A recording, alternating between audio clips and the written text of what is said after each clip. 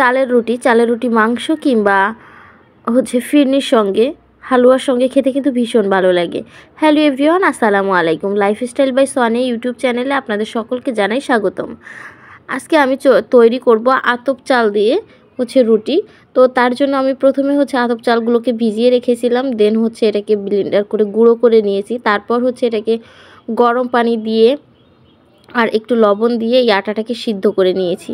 তারপর সুন্দর একটা সফট ডো তৈরি করে নিয়ে এভাবে হচ্ছে রুটিগুলোকে বেলে নিচ্ছি। তো চালের রুটি কম বেশি আপনারা সবাই আমার মনে হয় অনেকেই পছন্দ করেন। তো আমার কাছে কিন্তু ভীষণ ভালো লাগে, বিশেষ করে এটা মাংসের ঝোল দিয়ে খেতে আর হালুয়ার সঙ্গে খেতে তো মানে জবাবই নেই, এত ভালো লাগে। মাশাআল্লাহ, আল্লাহর রহমত, আল্লাহ আমাদের অনেক নিয়ামত দান করেছে, তো তার জন্যই আমরা এত কিছু খেতে পাচ্ছি। তো রুটি কিন্তু আসলে বানানো হচ্ছে হাতের জাদু। দেখতেই পাচ্ছেন গোল কত সুন্দর শেপ হয়েছে রুটিটার।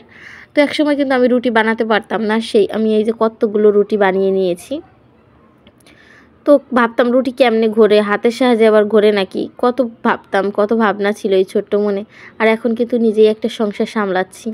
আর রুটি কিন্তু আমি একা বানাচ্ছি না, আমার সায়ান বাবুও বানাইতেছে। তো সন্তান কিন্তু মায়ের কাছে মানে খুবই স্পেশাল। ও যদি ঘুমিয়ে থাকে, মানে এই যে কাজ করতেছে, আমি এর মধ্যে অনেকগুলো বকা ওকে অলরেডি দিছি, অনেক ধমকাইছি, কিন্তু ও যখন একটু ঘুমিয়ে থাকে আর বা ও যদি এখানে না থাকতো, আমার রুটি বানানোটা মনে হয় মানে সবগুলো বানাতে আমার খুব বোরিং লাগতো। ও কাছে থাকার কারণে আমি সবগুলো রুটি কেমনে জানি সুপারম্যানের মতো সত্যিই বানিয়ে ফেলেছি। তো রুটিগুলো যেহেতু আমি একা খাবো না, হচ্ছে আমার প্রতিবেশীদেরও একটু দিব, তো এই জন্য হচ্ছে বেশি করে রুটি বানিয়ে নিলাম। তো রুটিগুলো কিন্তু এখন আমি সেঁকে নিচ্ছি। আর একটা টিপস আমি যেটা বলতেছি, চালের রুটি কিভাবে আপনারা ভালো রাখবেন। তো চালের রুটি ভালো রাখার হচ্ছে একটা উপায়, যখন এই রুটিগুলোকে আমি সেঁকে নিচ্ছি, তো আমার যখন সেঁকে নেওয়া হয়ে যাচ্ছে, আর তখন হচ্ছে এটাকে আমি একটা পাতিলের ভিতরে আমি একটা পরিষ্কার ওড়না দিয়ে হচ্ছে সেইটার ভিতরে হচ্ছে রুটিগুলোকে মুড়িয়ে রাখবো। তো এতে কি হবে, আপনার মিনিমাম 10 থেকে 12 ঘন্টা পরেও যদি এই রুটিগুলো খান, তখনও নরম সুন্দর থাকবে। কিন্তু চালের রুটি তৈরি করলে কিছু সময় পর কিন্তু শক্ত হয়ে যায়, সেটা কিন্তু আর কখনো হবে না। তো প্রত্যেকটা রুটিকে আমি দেখুন কিভাবে করে ঘুরিয়ে ঘুরিয়ে সুন্দর করে আমি সেঁকে নিচ্ছি। আর রুটি কিন্তু সেঁকাটা যত ভালো হবে, খেতেও তত ভালো হবে। তো চালের রুটি কে কে পছন্দ করেন তারা অবশ্যই কমেন্ট করে জানাবেন। আর আমার এই লাইফস্টাইল বাই সোয়ানি ইউটিউব চ্যানেলটা যারা সাবস্ক্রাইব করেনি তারা অবশ্যই সাবস্ক্রাইব করে দিবেন, আর যারা অলরেডি সাবস্ক্রাইব করেছেন তাদেরকে তো অসংখ্য অসংখ্য ধন্যবাদ।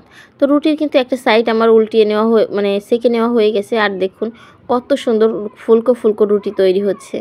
তো যারা রুটি পছন্দ করেন, আর আমার সায়নবাবু তো রুটি ভীষণ পছন্দ করে, তো তার ভাত রান্না করছি, তারপরে হঠাৎ করে তার মনে পড়ছে মা আমি রুটি খাবো, আমি ভাত খাবো না। সেই আমাকে মনে করো রুটি তৈরি করার জন্য চলে যেতে হয়, এরকম একটা অবস্থা।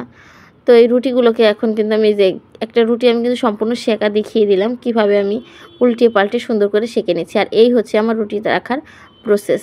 তো এই যে কিন্তু আমি একটা বোলের ভিতরে এভাবে করে হচ্ছে রুটিগুলোকে এখন আমি সংরক্ষণ করে রাখবো, কারণ এখন তো আর সবগুলো খাওয়া হবে না। তো এই জন্য হচ্ছে আমি এভাবে করে রেখে দিচ্ছি। তো হ্যালো বন্ধুরা, আজকের মতো বিদায় নিচ্ছি। তো দেখা হবে পরবর্তী কোনো ভিডিওতে। ততক্ষণ আপনারা ভালো থাকবেন, সুস্থ থাকবেন। আল্লাহ হাফেজ।